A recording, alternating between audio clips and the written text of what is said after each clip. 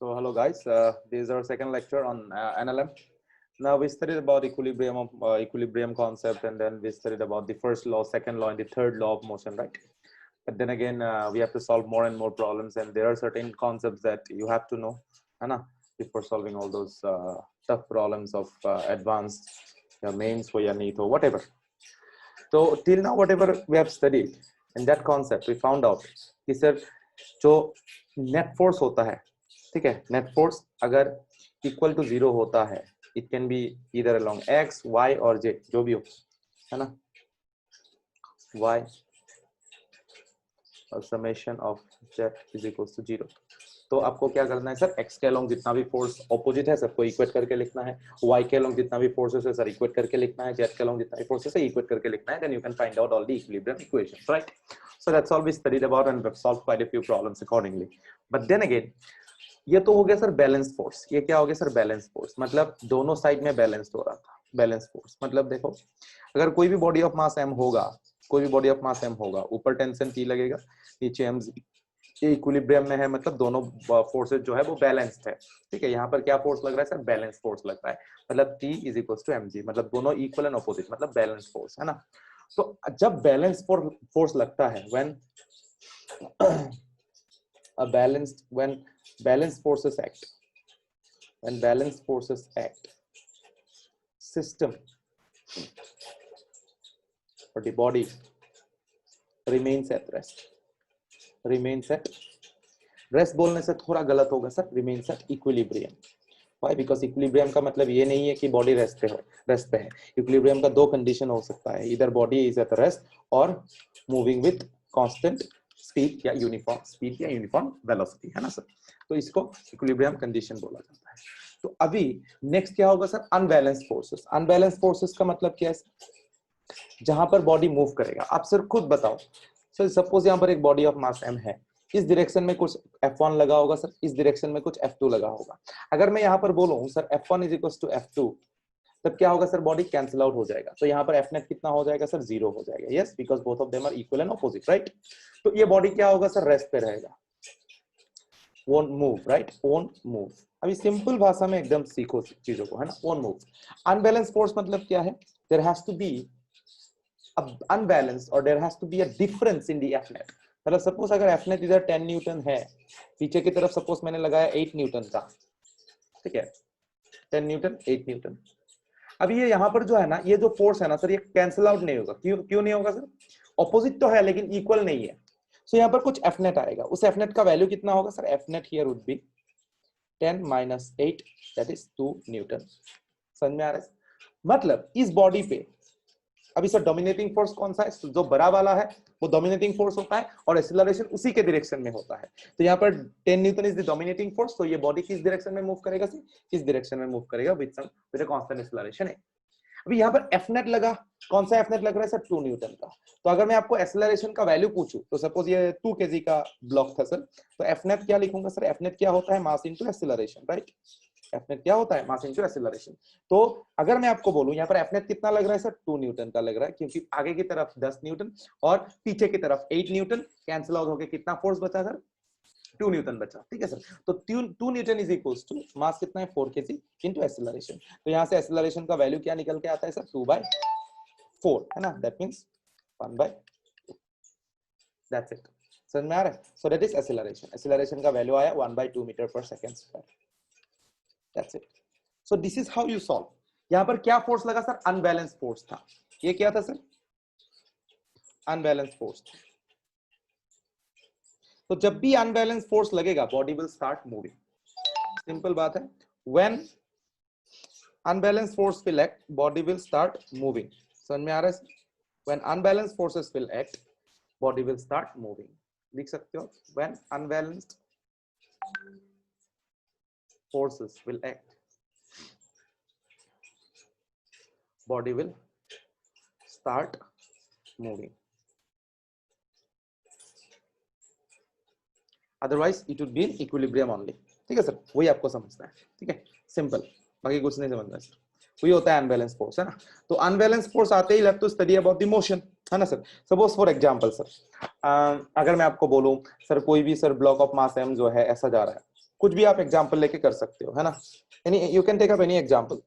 Okay, suppose मैंने आपको पकड़ लिया कि sir block of mass m जो है, ब्लॉक ऑफ मास m जो है इस तरह मूव कर रहा है सर।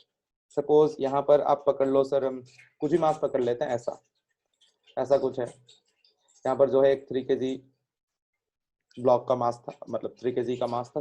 यहाँ पर एक जो है पुली है, यहाँ पर 4 kg ब्लॉक का कुछ मास था सर, ठीक है। अभी सर यहाँ पर क्या हो रहा है ना, ये ऑब्वियस सी बात है कि जो मैंने ऐसा पकड़ लिया कि देयर हैविंग कॉमन एक्सेलरेशन, ठीक है सर। यहाँ पर एक्सेलरेशन है, ये ब्लॉक, ये 4 kg ब्लॉक जो है नीचे की तरफ आ रहा है सर, सेम एक्सेलरेशन, ठीक है। तो अभी सर आप अगर इसको अच्छे से ऑब्जर्व करोगे यार, अगर आपको बोलेगा sir find out the F net, find out the F net या find out the tension value या find out the acceleration value, तो यहाँ पर कुछ भी आपको पूछ सकता है सर। एक्सेलरेशन पूछ सकता है, टेंशन पूछ सकता है, और क्या पूछ सकता है सर, क्या पूछ सकता है सर, हाँ सर ये दोनों ही पूछ, ठीक है। नॉर्मल रिएक्शन वगैरह बाद में आएंगे, ठीक है। अभी सर अगर मैं, हाँ नॉर्मल रिएक्शन का भी वैल्यू पूछ सकता है, normal reaction acting on 3 kg block, ठीक है, normal reaction on 3 kg block, ऐसा भी पूछ सकता है, कुछ भी पूछ देगा सर, लेकिन आपका कॉन्सेप्ट क्लियर होना है, सिंपल। अभी सर यहाँ पर एक चीज देखो सर, ऑब्वियसली आपको यहाँ ये देख के पता चल गया कि ये जो सिस्टम है ना, this system will be moving with some acceleration, ठीक है सर। अभी इस सिस्टम का, अभी इस एनएलएम सॉल्व करने का तरीका क्या है सर, आप एफबीडी बनाओ। यहाँ पर कितना ब्लॉक है सर, 2 ब्लॉक है, ये एक ब्लॉक है और ये एक ब्लॉक, तो इन दोनों का इंडिपेंडेंट एफबीडीज बनाओ आप। एफबीडी क्या होता है सर, फ्री बॉडी रहेगा। ये 3 kg ब्लॉक है, इसमें एक स्ट्रिंग लगा हुआ है और ये जो है कुछ इसके साथ कांटेक्ट में है। तो आपको पता है जब भी सर कांटेक्ट में रहता है, जब भी सर कांटेक्ट में रहता है, इस 3 kg ब्लॉक पे लगने वाला फोर्स कौन सा है सर, ग्राउंड एक नॉर्मल रिएक्शन ऊपर की तरफ लगाएगा, ठीक है। And 3 kg will be acting, 3 kg का जो है gravitational force due to gravity लगेगा नीचे की तरफ। अभी यहाँ पर एक टेंशन टी होगा sir, because there is a spring, है कि नहीं, टेंशन, ठीक है। ये हो गया sir FBD of the 3 kg block. अभी 4 kg ब्लॉक का अगर मैं एफबीडी बनाऊं सर, ऊपर की तरफ टेंशन टी, इनएक्सटेंसिबल स्ट्रिंग है, मासलेस स्ट्रिंग है सर, स्मूथ है, everything is fine, so tension तो सेम रहेगा सर। इस एंड में जितना टेंशन होगा, इस एंड में भी उतना ही टेंशन होगा sir. We have studied all this things in constant motion, है ना सर। तो अभी देख, यहाँ पर ऊपर की तरफ टेंशन टी, नीचे की तरफ फोर्स जी, और ये जो है सिस्टम नीचे आ रहा है, ये जो है सिस्टम इस तरफ जा रहा है सर। आपसे क्या पूछा गया सर, आप क्या निकालो सर, क्या क्या पूछा क्वेश्चन, देखते हैं सर। एक्सेलरेशन पूछा, टेंशन टी पूछा, normal reaction acting on 3 kg block पूछा। सिंपल बात है सर। यहाँ पर आप 2 इक्वेशन बना सकते हो। कैसा इक्वेशन, पहला इसका इक्वेशन बनाते हैं। इसका इक्वेशन कैसे बनेगा सर, मैंने इक्वेशन लिखने का तरीका क्या बताया था आपको sir, t minus 4g is equal to 4a होगा, या 4g minus t is equal to 4a होगा सर। इन दोनों में से कौन सा इक्वेशन सही है। मैंने आपको सही तरीका बताया था सर, क्या तरीका बताया था, जो force in the direction of acceleration होता है उसको पॉजिटिव लेना है, जो force in the direction of in the opposite direction of acceleration होता है सर उसको नेगेटिव लेना है एंड उसको एफनेट के साथ इक्वेट कर देना है। एफनेट क्या होता है sir, mass of the block and acceleration of the block, that's it. तो यहाँ पर एफनेट कितना हो गया sir, F net is equals to 4g minus t। F net कितना है, 4 into a, 4g minus t। ये हो गया sir equation 1। This is wrong, है ना सर। तो आपको ऐसे दिखाने के लिए, अभी देख यहाँ पर 3 kg वाला ब्लॉक में कितना लग रहा है सर, सर यहाँ पर sir normal reaction is equals to mg। Why, because this block of mass m is in equilibrium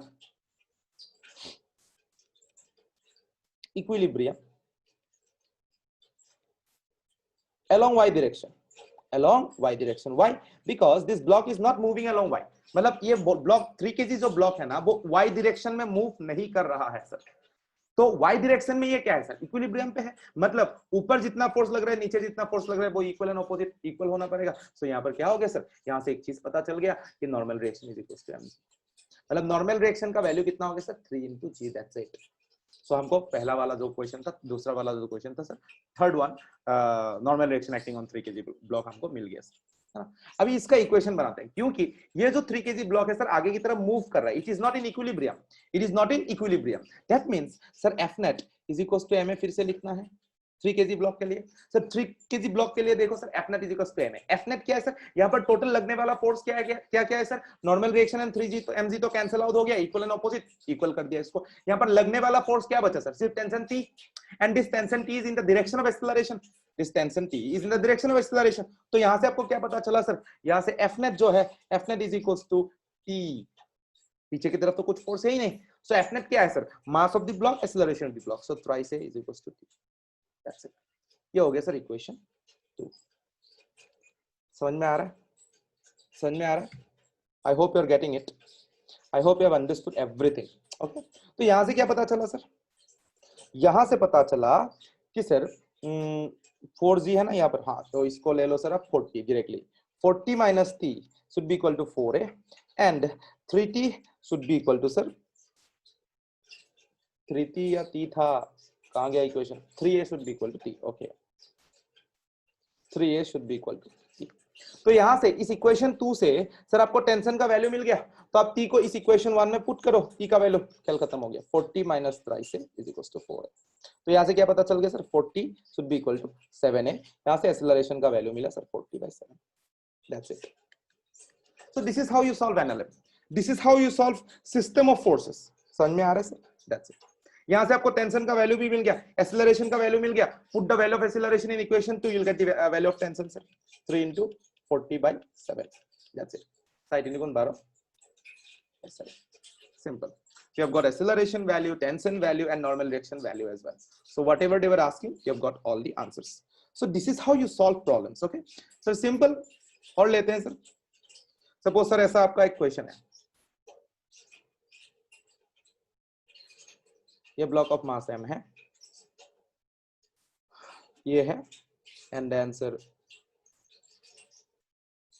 यहां पर कुछ नीचे की तरफ सर ब्लॉक ऑफ मास पकड़ लो सर m2 है, और ये जो है ऐसा लगा हुआ है, ठीक है, क्वेश्चन गिवन है, ठीक है, आपको बोला गया है sir find out the acceleration of each block, ये m2 ये m1, ये m2 m1, तो यहां से पता चल गया कि सर हाँ definitely this m1 is moving with some different acceleration, this m2 is moving with some different acceleration, we'll have to find out the a1 and a2 value, ठीक है, a1 and a2 value, they are moving with some different acceleration, आपको क्या निकालना है sir, a1 और a2 value आपको निकालना है सर। अभी a1 and a2 वैल्यू कैसे निकालोगे सर, देखो सिंपल बात है, अगेन FBD बनाओ सर, FBD कैसे बनाएंगे सर, ये ब्लॉक ऑफ मास m पे सर m1g नीचे, ऊपर नॉर्मल रिएक्शन एन, खेल खत्म, यहाँ पर टेंशन T, यहाँ पर टेंशन, तो यहाँ पर भी टेंशन T, यहाँ पर भी टेंशन T सर, है ना, तो नीचे की तरफ 2T, तो इस ब्लॉक ऑफ मास m2 पे लगने वाला ऊपर की तरफ फोर्स जो है 2T एंड नीचे कितना लग रहा है सर m2g लग रहा होगा, यस सर। तो अभी देखो सर इंडिपेंडेंटली आपको FBD बनाना है, m1 पे इधर लगने वाला फोर्स T, ऊपर की तरफ लगने वाला फोर्स N, नीचे की तरफ लगने वाला फोर्स जो है m1g, यस। अभी m2 का FBD बनाते हैं सर, यहीं पर बनाते हैं m2, और ये m1 जो है इस डायरेक्शन में a1 एक्सेलरेशन से जा रहा है, ठीक है। अभी m2 नीचे लगने वाला फोर्स क्या है सर m2g, ऊपर लगने वाला फोर्स क्या है सर 2t, और ये जो सिस्टम पूरा जो सिस्टम है किस तरफ जा रहा है सर, नीचे की तरफ with acceleration a2।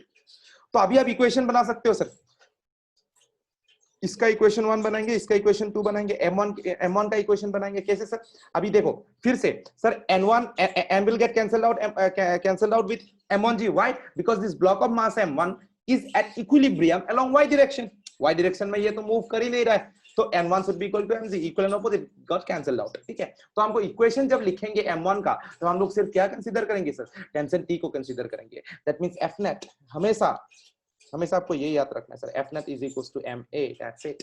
F net क्या होता है, mass of the block, acceleration of the block, mass of the block, acceleration of the block, so m1 a1 should be equal to tension T। Sorry for the disturbance, ये pen जो है गड़बड़ देने लगा है फिर से, ओके। यहाँ पर जो है m1 a1 should be equal to T, यहाँ से पता चल गया इक्वेशन 1। अभी इक्वेशन 2 अगर मैं बनाऊं कैसे लिखूंगा सर, m2g नीचे, एक्सेलरेशन भी नीचे, तो यहाँ पर ये वाला जो है पॉजिटिव, ये वाला नेगेटिव, तो क्या होगा sir m2g minus 2t should be equal to m2 into a2, ये इक्वेशन 2 बन गया sir. Have you understood sir? तो यहां से आप क्या निकाल सकते हो, सर आप m1 a1 a2 सब निकाल सकते हो इन दो इक्वेशन से, but let me ask you one question sir, do you think these two equations are enough Do you think these two equations are enough for you to get the value of A1 and A2? अभी sir आपको समझ में आएगा constant इतना क्यों सीखा sir, इतना constant हम लोगों ने क्यों सीखा, अभी समझ में आएगा सर, अभी समझ में आएगा। अभी देखो sir, is it enough for you to this two equations are enough to solve this whatever we have got, whatever the answers we need? Sir not enough. तो यहीं पर सर कांस्टेंट का इक्वेशन आएगा, यहीं पर कांस्टेंट का application आएगा। Sir देखो अभी कांस्टेंट का रिलेशन कैसे होगा, कांस्टेंट रिलेशन किसके टर्म्स में लिखेंगे सर? A1 एंड A2 का कांस्टेंट रिलेशन लिखेंगे, A1 एंड A2 का कांस्टेंट रिलेशन लिखेंगे, दैट्स इट। अभी A1 एंड A2 का कांस्टेंट रिलेशन क्या होगा सर? आपको पता है यहाँ पर टेंशन T है और A1 is in the same direction, तो आपको पता है sigma T dot A should be equal to 0। ये तो आप डिस्प्लेसमेंट मेथड से भी लिख सकना था। अब डिस्प्लेसमेंट मेथड से भी कैसे लिख सकता था सर? ये जो A1 है या this A2 would be twice of A1, because यहाँ पर ये जो ये कितना होगा सर? नीचे x आएगा, नीचे x आएगा, ये अगर x इधर गया तो x would be equal to twice x। मतलब मैंने ऐसा पकड़ लिया कि ये y डिस्टेंस गया, y इज इक्वल टू ये जो है, ये पुली जो है आपको पता है सर नीचे आने वाला कितने से सर? ये x और ये x, so this y must, जो इस x एंड इस x को किसने प्रोवाइड किया सर? y ने प्रोवाइड किया, ये क्योंकि this block of mass has travelled the distance of y, तो डिस्प्लेसमेंट मेथड से आप डायरेक्टली लिख सकते हो y is equal to twice x। तो ये क्या है सर? ये क्या है सर? आप डायरेक्टली लिख सकते हो A1 का y क्या है सर? A1 और ट्वाइस x, x क्या है sir? A2, so twice A2। या डिस्प्लेसमेंट मेथड से तो एक लाइन में निकलेगा, लेकिन अगर डिस्प्लेसमेंट मेथड से आपको दिक्कत लगता है तो कोई दिक्कत नहीं sir, we know easier one, तो सिंपल कर दो सर। अभी sigma T into A, T into A1, दोनों A and T are in the same direction, so positive लेना है। यहाँ पर 2T into A2 opposite direction में है तो नेगेटिव लेना है सर। यहाँ से भी सेम आंसर निकलेगा, देखना क्या निकलेगा सर? ये देखो T and A1 are in the same direction, so T and A1 plus यहां पर 2t ऊपर की तरफ, एक्सेलरेशन नीचे की तरफ, तो क्या आया sir? Minus 2t into A2 should be equal to 0। तो यहां से क्या निकल के आता है? Ta1 minus 2t into A2 should be equal to 0। तो यहां से निकल के आ गया sir 2A1 should be equal to 2A2 sir. यहां से t की गॉट कैंसिल आउट, A1 का वैल्यू आया twice A2, this is equation third, ऐसा मान लो। समझ में आ रहा है सर? A1 ट्वाइस A2 भी आया था सर, है ना? डिस्प्लेसमेंट मेथड से भी सेम आंसर आया था, तो इस मेथड से भी सेम आंसर आया। आप कोई भी मेथड यूज कर लो सर, आपको बहुत सारा चीज सिखा के रखा है। नाउ यू कैन आराम से solve equation from equation 1 2 and 3, आप आराम से जो है सॉल्व कर सकते हो, ठीक है? A1 का वैल्यू पुट कर दो sir from the constant relation कहीं पर भी, you will get the equation, that's it. Okay, A2 का रिलेशन आप इधर पुट कर दो, you will get the relation. So this is how you solve physics, this is how you solve physics, ठीक है सर? That's it. आपको कुछ अलग करना ही नहीं है, you didn't have to think of anything else। समझ में आ रहा है? So okay, so we'll be solving quite a few more problems, ठीक है सर? अभी अगर मैं आपको थोड़ा टफ प्रॉब्लम करवाऊं, अगर मैं ऐसा दूं आपको सर, ऐसा सपोज, टफ प्रॉब्लम तो है नहीं सर, ऐसे ही सपोज ये ब्लॉक ए है सर, पकड़ लो सर, नीचे की तरफ एक ब्लॉक बी है, ठीक है सर? और यहाँ जो है एक ऐसा है, एक पुली है ना? तो यहाँ जो है नीचे की तरफ एक ब्लॉक सी है, ठीक है सर? अभी क्या गया, क्या बोला गया है कि सर इसका सपोज मास ले लो सर, आप कुछ भी ले लो सर, इसका ले लो सर आप 10 kg ले लो, कोई दिक्कत नहीं है। इसका आप कुछ भी ले लो सर, 20 kg नहीं सर, थोड़ा कम ले लो, 5 kg ले लो, ऐसा मिला लो। इसका आप ले लो सर 30 kg, कोई दिक्कत नहीं, ठीक है? अभी यहाँ पर मैंने बोला कि जो पूरा सिस्टम है, इस तरफ एक्सेलरेशन ऐसे, कॉमन एक्सेलरेशन ऐसे जो है पूरा सिस्टम मूव कर रहा है, they are moving with a common acceleration, ठीक है सर? अभी आपको बोला गया है find the force, find tension and force, ठीक है? Force applied by B on A, force by B on A, force by B on A कैसे करते हैं sir? Force by B on A मतलब ब्लॉक बी ऑन ए, ये पूछा है sir आपसे। तो आप क्या करोगे? एनएलएम करने का तरीका क्या है सर? आप पहले क्या करो सर? एफबीडी ड्रॉ करो। क्या करो सर? एफबीडी ड्रॉ करो, ठीक है सर? एफबीडी, अभी एफबीडी ड्रॉ करते हैं सर। ये 10 kg ब्लॉक है सर, इसका एफबीडी ड्रॉ करो।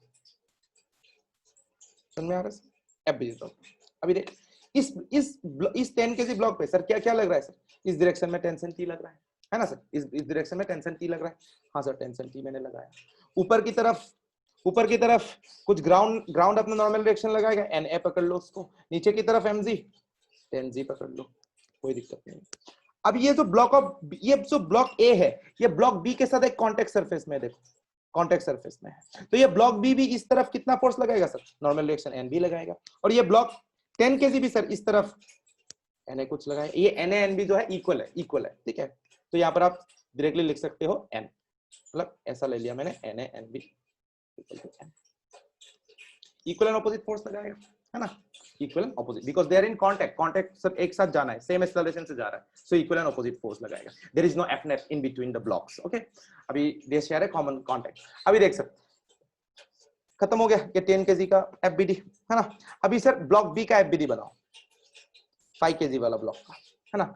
5 kg वाला ब्लॉक पे लगने वाला फोर्स क्या क्या है सर, नीचे 5g, ऊपर की तरफ ये ग्राउंड बी, इस पे कुछ नॉर्मल रिएक्शन लगाएगा सर, उसको एनबी ले लो, है ना, एनबी ले लो। और यहां पर इस डायरेक्शन में ये जो 10 एन ए लगाया था सर, ये ब्लॉक ब्लॉक बी पे सर एन ए लगाएगा, उसको मैंने क्या मान लिया था, ए मान लिया था, N equal to N B, तो यहाँ पर ए ले लिया, एन ले लिया, ठीक है सर। ये हो गया sir FBD of block B, और ब्लॉक बी पे कुछ टेंशन नहीं लग रहा है तो मैंने टेंशन ड्रॉ नहीं किया। अभी ब्लॉक सी का एफबीडी सर, ऊपर की तरफ टेंशन टी लग रहा होगा, नीचे 30g लग रहा होगा, यस गाइस, नीचे 30g लग रहा होगा, और ये एक्सेलरेशन इससे। तो अभी ब्लॉक सी का अगर मैं बनाऊं ऐसा 30 kg वाला, नीचे की तरफ लग रहा होगा सर 30g, है ना, और ऊपर की तरफ लग रहा होगा सर टेंशन, और ये नीचे एक्सेलरेशन ऐसे जा रहा है ना, और ये भी एक्सेलरेशन ऐसे इस तरफ जा रहा है, ब्लॉक बी भी इस तरफ एक्सेलरेशन ऐसे जा रहा है ना सर। तो you have got the FBD ना। अगर आपके पास एफबीडी है तो आप आराम से इक्वेशंस लिख सकते हो। इक्वेशन लिखने का तरीका क्या है सर, अभी देख सर, यहां पर फिर से मैं पहले ब्लॉक ए का इक्वेशन लिखते हैं ना, ब्लॉक ए का इक्वेशन लिखते हैं सर। यहां पर Na and 10g will get cancelled out, why? Because this block of 10 kg, ये जो 10 kg वाला ब्लॉक है, it is not moving along y, ये जो है स्टेशनरी में है, तो this two will get cancel out, इन दोनों को कंसीडर नहीं करना है। ये सिर्फ हॉरिजॉन्टल डायरेक्शन में है, तो सिर्फ हॉरिजॉन्टल डायरेक्शन का फोर्सेस को ही हम लोग कंसीडर करेंगे, सिंपल एज दैट, ठीक है। तो अभी देखो एक्सेलरेशन किस डायरेक्शन में सर, इस डायरेक्शन में है, मतलब टेंशन टी को पॉजिटिव लो, माइनस जो ऑपोजिट डायरेक्शन ऑफ एक्सेलरेशन है उसको नेगेटिव लेना है, तो एन एफ नेट मतलब mass of the body, acceleration of the body, mass कितना है sir 10 into acceleration a, this is the equation 1, all of you understand, yes, समझ में आ रहा है। अभी देख सर, ये ब्लॉक ऑफ बी जो है, यहां पर फिर से block of B is not moving along Y, is not moving along Y, so NB and 5g तो गॉट कैंसिल्ड आउट, मतलब NB is equal to 5g, equal and opposite, that's why it is stationary along Y, है ना, equilibrium पे है along Y, लेकिन along X move कर रहा है ना आगे की तरफ, तो इसको आगे ले जाने वाला फोर्स क्या है सर, टेंशन नहीं है, कौन है सर, ये नॉर्मल रिएक्शन, जो ब्लॉक ये 10 kg वाला ब्लॉक जो इस ब्लॉक बी पे लगा रहा है ना, ये नॉर्मल रिएक्शन सर वही है जो इसको आगे लेके जा रहा है। आप खुद कॉमन सेंस यूज करके अगर सोचोगे, ये ब्लॉक भी आगे जा रहा है किस लिए, because this 10 kg block is pushing this block B, 5 kg वाला ब्लॉक, है ना, पुश कर रहा है। ये पुशिंग फोर्स क्या है सर, नॉर्मल रिएक्शन वाला, जो 10 kg वाला ब्लॉक बी पे लगा रहा है, समझ में आ रहा है sir, it will push it, so ये पुश कर रहा है, तो ये नॉर्मल रिएक्शन इधर आ गया, तो ये यहाँ पर जो है इसका जो जो इक्वेशन बनेगा वो क्या बनेगा sir, F net is equal to M A again, तो एफ नेट क्या है sir, mass of the body and acceleration of the body, मतलब मास 5 kg इनटू a, और फोर्स कितना है, फोर्स कितना है इधर, टेंशन t है, सो ये हो गया इक्वेशन 2, दैट्स इट। अभी इस ब्लॉक सी के लिए इक्वेशन लिखेंगे, यहाँ पर लिख रहा हूँ सर इक्वेशन, ये जो सी है उसके लिए इक्वेशन लिखेंगे, क्या होगा sir, 30g in the direction of acceleration, तो उसको मैंने पॉजिटिव ले लिया 30g, t is in the opposite direction of acceleration minus t equals to 30 into a, ये हो गया इक्वेशन 3, that's it, 1 2 3, समझ में आ रहा है। So this is how you write equations, and then आराम से आप फाइंड आउट कर सकते हो, because you already have the tension value from the equation 2, you put the value here, then you'll get the value of a, है ना। उसके बाद आपको क्या मिलेगा, यहाँ पुट कर दो, यहाँ पुट करो टेंशन टी को, टेंशन ये जो टी वैल्यू है यहाँ पुट करो, you'll get the value of a, once you have the value of a, equation 1 पे पुट करो, you'll get the value of n, and then you'll get the value of t, you already have the t value, once you have acceleration value, then you can put the value of a in equation 2 again, and then you'll get the value of t, that's it, okay।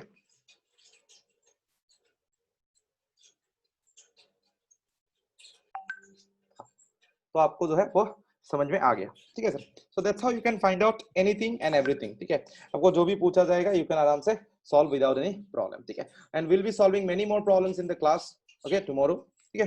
तो उसमें मैं अभी ज्यादा नहीं problems करवा रहा, ठीक है।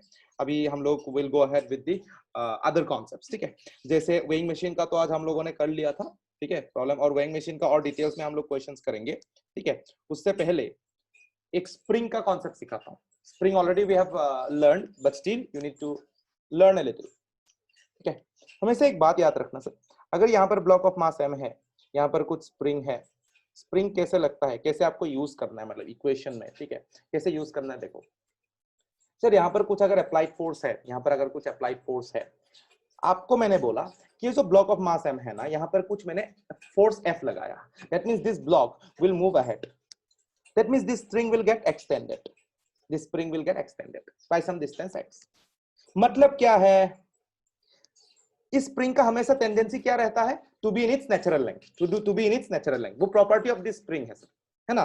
तो स्प्रिंग क्या चाहेगा, क्या चाहेगा सर, एक रेस्टोरिंग फोर्स लगा देगा इस ब्लॉक ऑफ मास m पे, इस डायरेक्शन में, ऑपोजिट डायरेक्शन में। हमेशा रेस्टोरिंग फोर्स किस डायरेक्शन में लगता है sir, in the opposite direction of the displacement. And वो डिस्प्लेसमेंट कंप्रेशन भी हो सकता है, एक्सटेंशन भी हो सकता है। अभी सर यहाँ पर जब अप्लाइड फोर्स मैंने लगाया, तो आपको लॉजिकल बात है, ये कॉमन सेंस की बात है कि ये ब्लॉक ऑफ मास m जो है वो आगे की तरफ मूव करेगा, यस, आगे की तरफ मूव करेगा, कुछ एक्सेलरेशन है, या आगे की तरफ मूव किया, that means what, this this spring will get extended in the forward direction. तो स्प्रिंग फोर्स जो है इस तरफ kx लगाएगा, है ना सर। स्प्रिंग का एक प्रॉपर्टी है सर, इस एंड पे अगर इस डायरेक्शन में kx लगाया, दूसरे एंड पे भी उतना ही kx लगाएगा in opposite direction, just like tension. Tension क्या होता था, आप हमेशा स्प्रिंग को ना टेंशन का एनालॉजी यूज कर सकते हो इसको समझने के लिए। सर टेंशन अगर इस एंड पे टेंशन टी लगाता है, इस एंड पे भी उतना ही टेंशन टी लगाता है, अगर इनएक्सटेंसिबल एंड मासलेस स्प्रिंग है तो। अगर ये मेसिव रोप हुआ, अगर इस स्प्रिंग का कुछ मास हुआ, तो sir tension through out the string same नहीं रहता, उसमें कॉन्सेप्ट अलग आता है, उसमें कॉन्सेप्ट क्या आता है सर, अलग आता है, ठीक है, वो हम लोग बाद में सीखेंगे। बट स्प्रिंग को हमेशा आप टेंशन टी का एनालॉजी यूज करके समझ सकते हो। सर स्प्रिंग क्या होता है, इस एंड में अगर kx लगाया, तो दूसरा एंड में क्या लगाएगा सर, kx ही लगाएगा, समझ में आ रहा है सर। अगर ऐसा होता, ऐसा होता, ये तो सर एक्सटेंशन था, है ना, एक्सटेंशन था। अगर कंप्रेशन होता, मतलब इसको मैंने स्प्रिंग को जो है कंप्रेस कर दिया, इसको इस डायरेक्शन में मैंने कंप्रेस कर दिया, मतलब इस डायरेक्शन में फोर्स कितना लगेगा सर, kx। अगर इस डायरेक्शन में फोर्स kx लगाया, तो इस अपोजिट डायरेक्शन में भी kx ही फोर्स लगाएगा।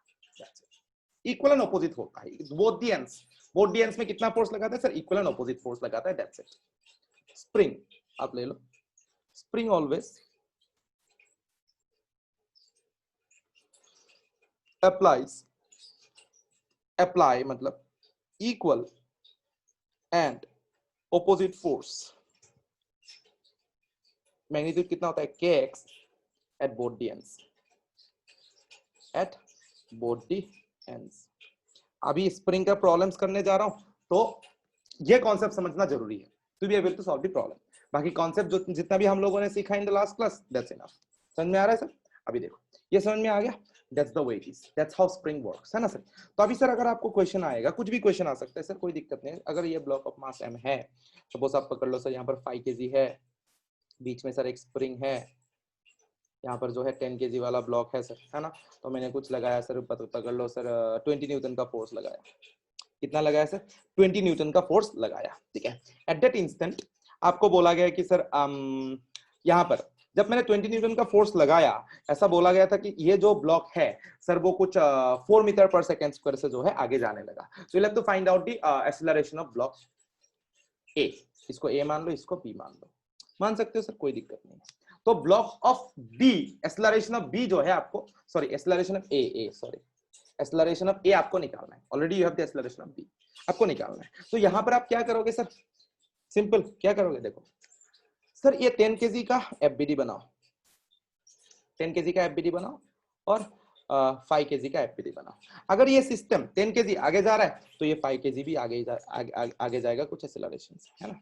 तो मैंने पकड़ लिया सर, ये 5 kg जो है आगे जा रहा है एक्सेलरेशन से। कौन खींचेगा इसको सर, स्प्रिंग फोर्स खींचेगा। कौन खींचेगा, स्प्रिंग फोर्स खींचेगा। कैसे खींचेगा सर, 10 kg पे 20 न्यूटन वाला फोर्स इस डायरेक्शन में लग रहा है, एक्सेलरेशन इस डायरेक्शन में है 4 मीटर पर सेकंड पर। आपको पता है सर ये क्या आगे की तरफ जा रहा है, मतलब रिस्टोरिंग फोर्स किस एंड पे लगेगा सर, इस डायरेक्शन में लगेगा, because spring has been extended by some distance x। तो रिस्टोरिंग फोर्स किस डायरेक्शन में लगेगा सर, ऑपोजिट डायरेक्शन में kx। अगर इस एंड पे इस डायरेक्शन में लगा, इस एंड पे भी इस डायरेक्शन में लगेगा इक्वल एंड ऑपोजिट फोर्स, है ना। तो इस 5 kg पे लगने वाला फोर्स क्या है sir, spring force kx, that's it. और इस 10 kg वाला ब्लॉक पे लगने वाला फोर्स पीछे की तरफ क्या है सर, kx है। तो F net क्या हो गया, F net होता है mass into acceleration. F net क्या हो गया, जिस डायरेक्शन में जो फोर्स एक्सेलरेशन के डायरेक्शन में है उसको पॉजिटिव लेना है। So 20 minus kx should be equal to क्या होगा सर, क्या होगा 10 kg into 4, so 10 into 4 mass into acceleration, mass into acceleration, that's all। बाकी क्या था सर, इक्वेशन 1 हो गया। इक्वेशन 2 क्या होगा sir, F net is equals to ma। F net कितना है सर, यहाँ पर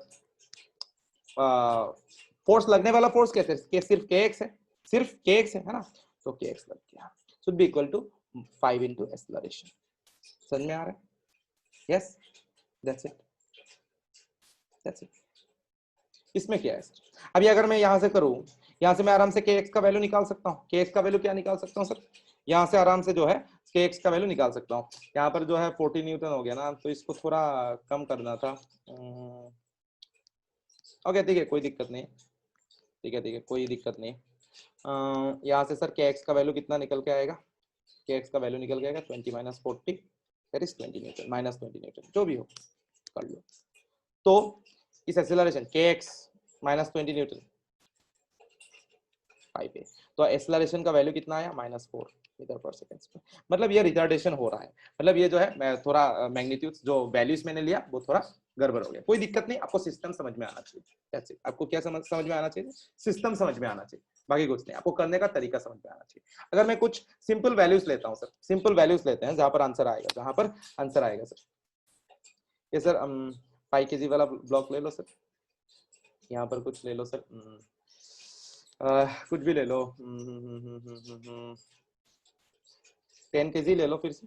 यहाँ पर सर 5 न्यूटन फोर्स लग रहा है और यहाँ पर 2 मीटर पर सेकंड एक्सेलरेशन से जा रहा है, ठीक है। अभी करके देखते हैं सर, अभी आंसर आएगा कि नहीं, है ना। तो अभी देख पॉजिटिव वैल्यू आएगा कि नहीं।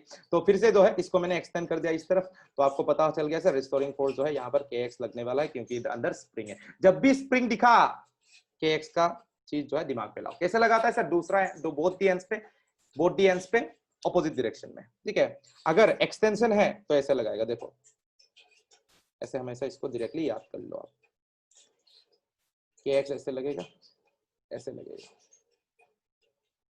ये किसका है सर, एक्सटेंशन का। अगर कंप्रेशन है तो kx कैसे लगेगा सर, ऐसे लगेगा, इस डायरेक्शन में। ये क्या है सर, कंप्रेशन के मामला, कंप्रेशन, समझ में आ रहा है, दैट्स इट। तो अभी देखते हैं सर, यहाँ पर kx लगेगा, तो यहाँ पर इक्वेशन फिर से क्या, अरे की से वेट, हाँ, तो इक्वेशन कैसे, just wait, my pen just got stuck. अभी देखो सर, यहाँ पर आप इक्वेशन फिर से लिखो, 5 minus kx should be equal to 2 into 10 into a। फिर से आया गया, इसको थोड़ा ऐसा ले लेते हैं ना, 30 न्यूटन ले लेते हैं, हाँ 30 न्यूटन ले लेते हैं, 30 न्यूटन ले लेते हैं, ओके। अभी देखो सर a का वैल्यू कितना है सर, 2 है, तो यहाँ पर 2 लिख दो, तो यहाँ पर 30 minus 20 is equal to kx। तो यहाँ से kx का वैल्यू क्या मिल गया सर, 10 न्यूटन मिल गया, खेल खत्म हो गया, है ना, खेल 10 न्यूटन मिल गया। अभी 5 kg वाला ब्लॉक को आगे लेके जाने वाला फोर्स क्या सर, kx। तो kx को लिख लो 5 इंटू एक्सेलरेशन, तो kx का वैल्यू 10 न्यूटन है, 5 इंटू एक्सेलरेशन मतलब 2 आया, एक्सेलरेशन का value 2 metre per second square. So this is the acceleration of the block of 5 kg, that's it, that's it. समझ में आ रहा है, I hope you are understanding everything, okay, thank you so much. अभी देख next, अगर मैं spring का और आपको करवाऊं, अगर स्प्रिंग का मैं आपको ऐसा करवाऊं सर, ऐसा है कि सर ऐसा है, ये ब्लॉक ऑफ मास m है, ये ब्लॉक ऑफ मास m है, ठीक है सर। अगर मैं इसको करवाऊं तो आप कैसे करोगे सर, ऐसा अगर spring and block of mass m given है ना सर, तो आपको पता है यहाँ पर सर टेंशन T, यहाँ पर टेंशन T, यहाँ पर टेंशन T, तो ऊपर की तरफ टेंशन टी लगेगा और ये नीचे की तरफ जो है टेंशन टी लगेगा, है ना सर। तो अभी देखो सर, अभी देखो ये जो है, ये जो ब्लॉक ऑफ मास m है, सॉरी ये जो स्प्रिंग है, इसका सपोज स्प्रिंग कांस्टेंट k आपको गिवन है। तो अगर ऐसा गिवन है तो व्हाट इज द मतलब इक्वेशन, या इक्वेशन आप यहाँ से फॉर्म, कौन सा वाला इक्वेशन आप फॉर्म कर सकते हो यहाँ से, उसको सोचना है सर, ठीक है। अभी आपको पता है सर ऊपर की तरफ टूटी लग रहा है सर, नीचे की तरफ टूटी, मतलब ये पूरा जो सिस्टम, ये पूरा सिस्टम जो है, कुछ अगर एक्सेलरेशन ऐसे, ये सपोज एक्सेलरेशन ऐसे ऊपर गया, ये कुछ ऐसे, इस ये ब्लॉक ऑफ मास m जो है एक्सेलरेशन ऐसे कुछ नीचे आ रहा है सर, ठीक है। मैं ऐसे इमेजिन कर रहा हूँ, ऐसे इमेजिन कर रहा हूँ आपको समझाने के लिए, ठीक है। तो अभी यहाँ से आप क्या निकाल सकते हो, आप कैसे लिखोगे सर स्प्रिंग फोर्स का कॉन्सेप्ट। देखो अभी यहाँ पर इस स्प्रिंग में नीचे की तरफ लगने वाला फोर्स क्या sir, 2t। So that means this 2t is pulling this spring down, definitely sir, क्योंकि नीचे देखो, ये देखो यहाँ पर 2t लग रहा है ना, ऊपर 2t, तो ये स्प्रिंग में लगने वाला नीचे की तरफ फोर्स क्या सर, 2t है। That means this spring is getting extended. Suppose मैंने माना सर कुछ x डिस्टेंस एक्सटेंड हो गया, ठीक है सर। तो kx किस डायरेक्शन में लगेगा sir, at this point kx किस डायरेक्शन में लगेगा, हमेशा रिस्टोरिंग, एक्सटेंशन है ना, तो इसको हॉरिजॉन्टली इमेजिन करो, इस डायरेक्शन में 2t लगाया, फोर्स लग रहा है, तो kx किस डायरेक्शन में लगेगा सर, इस डायरेक्शन में लगेगा। आपको ये भी पूछ सकता है कभी कभी, what is the force exerted by the spring on the ceiling, ये सीलिंग है, तो what is the force exerted by the spring on the ceiling, इस एंड पे अगर इस डायरेक्शन में kx लगा तो इस एंड से भी सर कितना लगेगा सर, kx ही लगेगा। सो kx का वैल्यू अगर मैं निकाल लूं, kx का वैल्यू अगर मैं निकाल लूं, I can definitely find out the value of the force exerted by the spring on the ceiling. समझ में आ रहा है। सो this is how you can solve, है ना। आपको सिर्फ इक्वेशन लिखना आना चाहिए, आपको क्या लिखना आना चाहिए, इक्वेशन लिखना आना चाहिए। सो ऐसा इस टाइप का जो प्रॉब्लम है मैं क्लास में करवाऊंगा, don't worry about it, it's just the concept, I just have to tell you कि आपको कैसे लिखना है, how we have to write the equations, कैसे लिखा जाता है इक्वेशंस को, ठीक है सर। ऐसा problem sir previous year question भी आया हुआ है, और प्रीवियस ईयर क्वेश्चंस भी मैं क्लास में करवाऊंगा सेम टू सेम, ठीक है सर, कोई दिक्कत नहीं। सपोज और एक एग्जांपल ले लो सर, ऐसा सपोज ये 20 kg ब्लॉक है, ठीक है, यहाँ पर कुछ स्प्रिंग है, ऐसा भी लिख सकता है, कोई दिक्कत नहीं। यहाँ पर जो है पकड़ लो सर 40 kg ब्लॉक है, ठीक है ना। तो पूरा सिस्टम जो है एक्सेलरेशन ऐसे नीचे है, सेम एक्सेलरेशन से, ठीक है। और इस कांस्टेंट का के मान लो सर 100, कुछ भी मान लो, ठीक है 100। अभी देख स्प्रिंग कांस्टेंट का यूनिट होता है न्यूटन मीटर, ठीक है, क्योंकि force is equals to kx होता है, तो k is equals to f/x होता है। f का यूनिट क्या होता है सर, न्यूटन,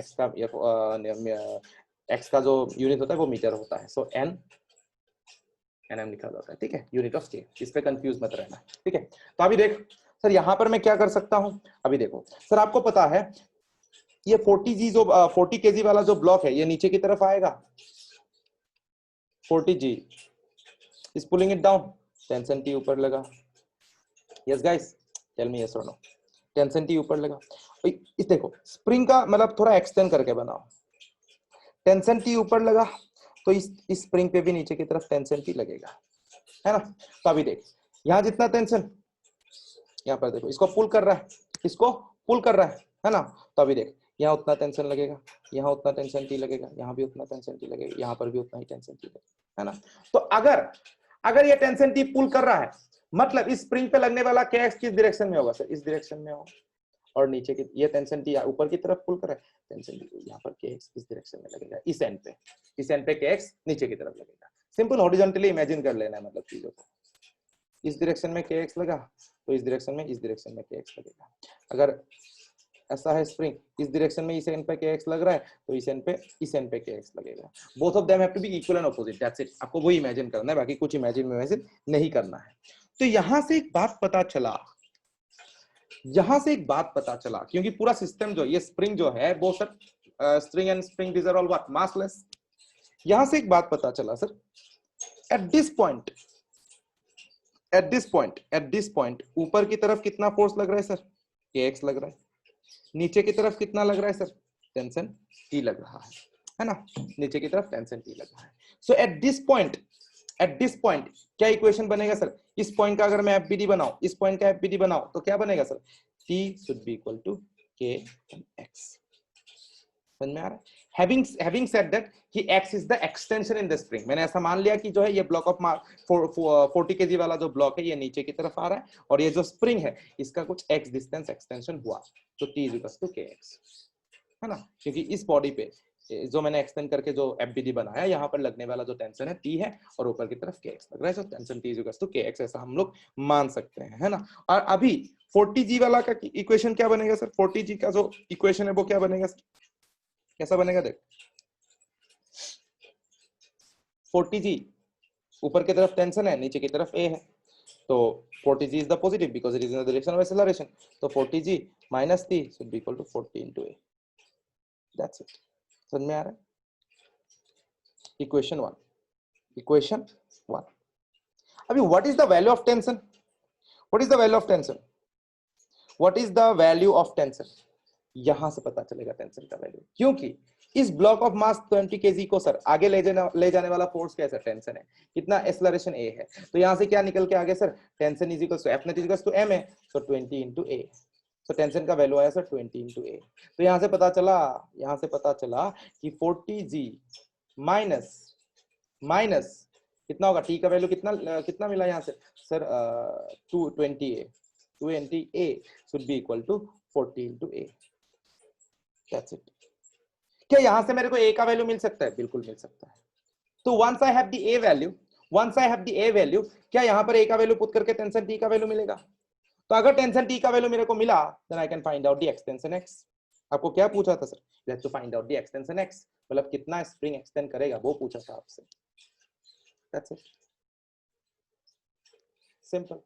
यहाँ पर मैं t और kx को क्यों इक्वेट किया, क्योंकि सर इस स्प्रिंग को नीचे ले जाने वाला फोर्स जो है, इस पॉइंट को नीचे ले जाने वाला फोर्स क्या है सर, टेंशन t है, और ऊपर लगने वाला इस फोर्स को रिस्टोर करने वाला फोर्स क्या है सर, kx है, दैट्स इट, तो kx इक्वल्स टू t, ठीक है, तो एट दिस पॉइंट मैंने kx को t के साथ इक्वेट कर दिया, तो खेल खत्म हो गया।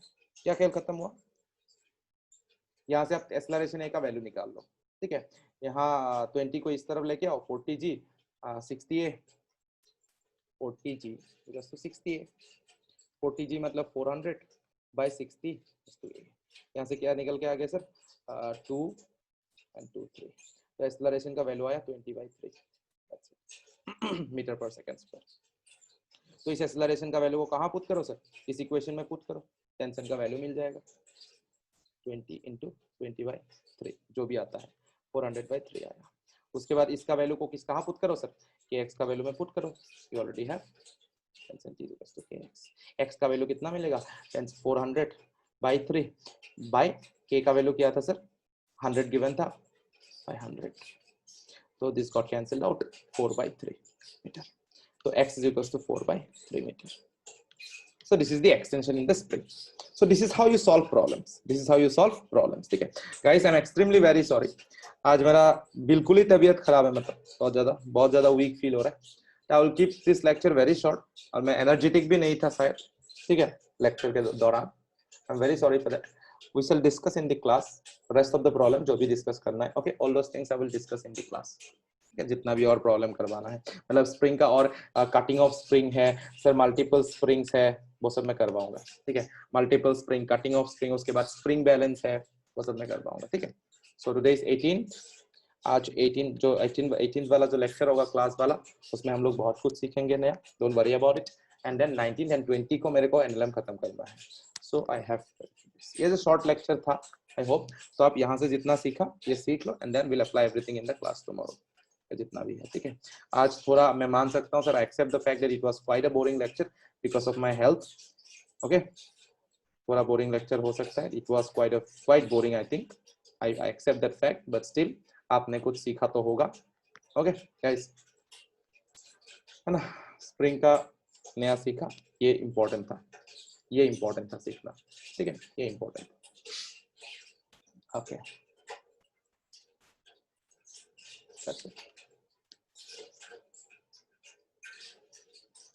Thank you so much, good night.